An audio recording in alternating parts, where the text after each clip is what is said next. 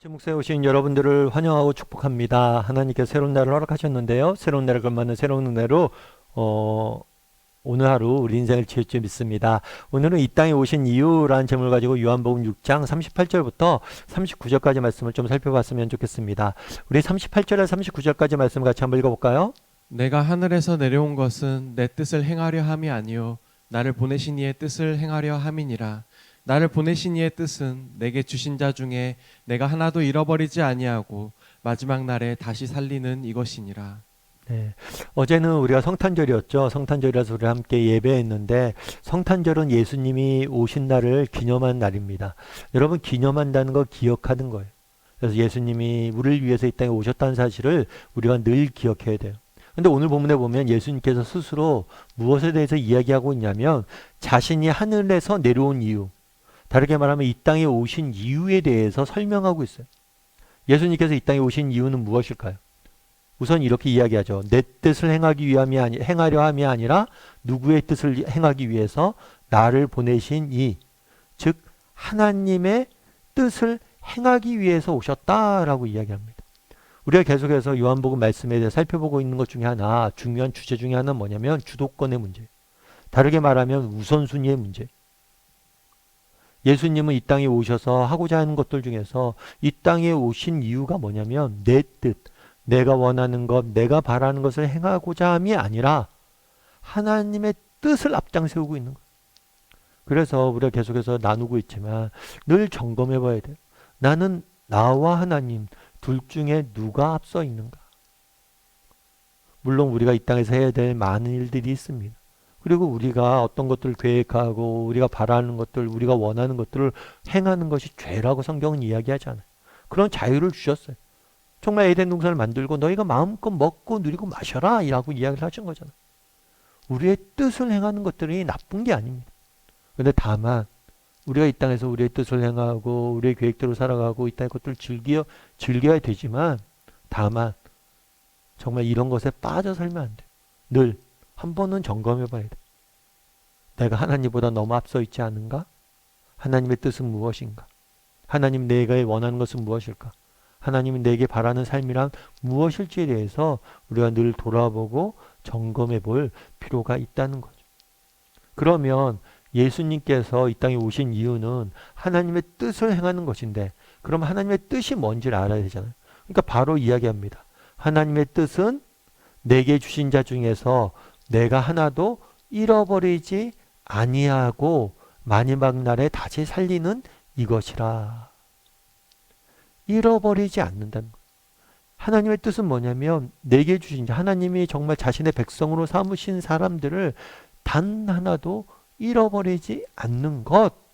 그것이 하나님께서 하나님의 뜻이고 그것이 예수님에게 맡기신 일이라는 것. 그럼 잃어버리지 않는다는 건 뭘까요? 이거는 신학적 용어로는 뭐라고 표현하냐면 성도의 견인이라고 이야기해요. 성도의 견인. 하나님의 백성, 자신이 백성으로 삼으신 하나님의 백성과 자녀를 끝까지 지키고 인도하여 하나님 나라에 들어갈 때까지 책임져 주신다는 거예요. 잃어버리지 않는다는 거예요. 넌 내 거야. 내가 결코 잃어버리지 않을 거야. 하고 붙잡고 계시다는 거예요. 우리 인생을 책임져 붙잡고 계시고 우리 인생을 끝까지 책임져 주신다는 거예요. 사실 잃어버리지 않는다. 이것만큼 우리에게 정말 우리 인생에 위로와 소망을 주는 말은 없죠. 여러분 우리는 실패하지만 하나님은 실패하지 않으세요. 정말 우리는 넘어지지만 하나님은 넘어지지 않으세요. 정말 우리는 무너지지만 그분은 무너지지 않아요. 따라서 우리가 그분 품 안에만 있다면 우리는 언제나 안전한 거예요. 우린 실수하지만 우린 부족하지만 그분은 완벽하지 않아요. 그분이 나를 붙잡고 있고 내가 너를 잃어버리지 않을 것이다 라고 말씀하시죠.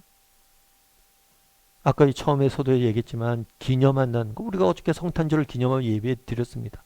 기념한다는 건 뭐예요? 기억하는 거. 뭘 기억하라는 거예요? 예수님이 이 땅에 오신 이유를 기억해야 되는 거예요. 그건 뭐예요?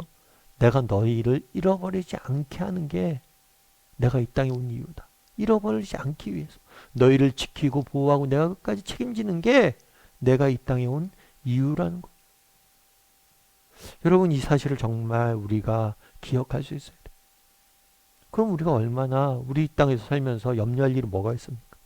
예수님이 끝까지 내 인생을 책임져 주나는데, 날 잃어버리지 않겠다는데, 끝까지 인도하시고 지키시겠다는데, 염려할 게 뭐가 있고 걱정할 게 뭐가 있어요? 예수님이 누구세요? 하나님이 누구세요? 이 세상을 만드신 분이잖아. 이 세상을 다스리는 분이시잖아.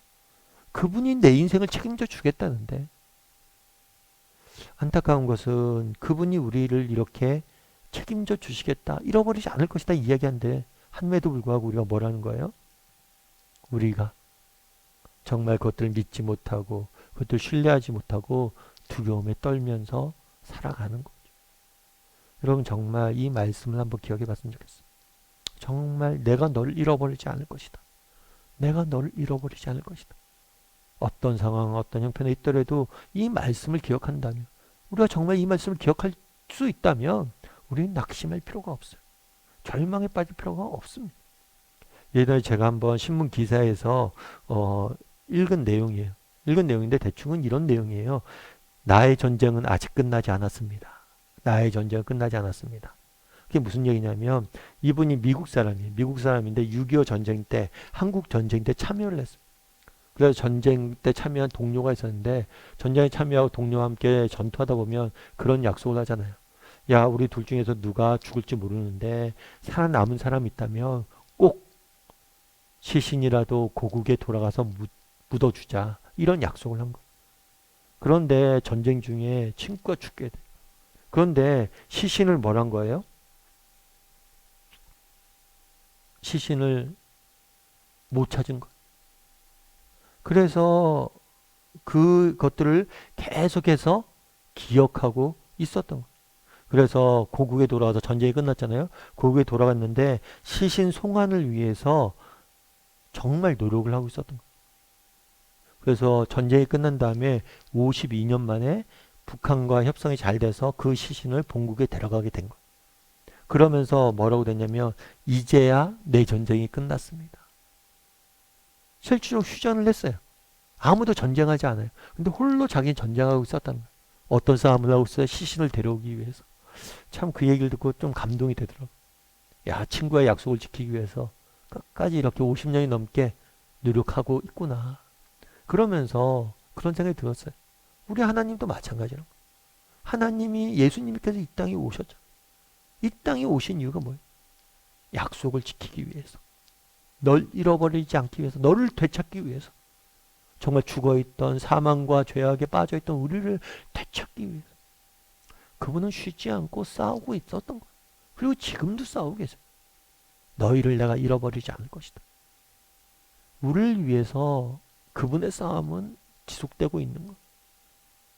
여러분, 정말 하나님께서 우리를 잃어버리지 않을 것이다. 내가 너를 잃어버리고 싶지 않다. 이 하나님의 음성을 듣는 시간이 되었으면 좋겠습니다. 그리고 그 음성을 듣고 그 음성을 기억하고 그 음성을 붙잡을 때 우리는 어떤 형편, 어떤 상황 속에서도 낙심하지 않을 것. 그런 믿음을 가지고 하루하루 살아가는 저나 여러분이 되기를 주님의 이름으로 소원합니다.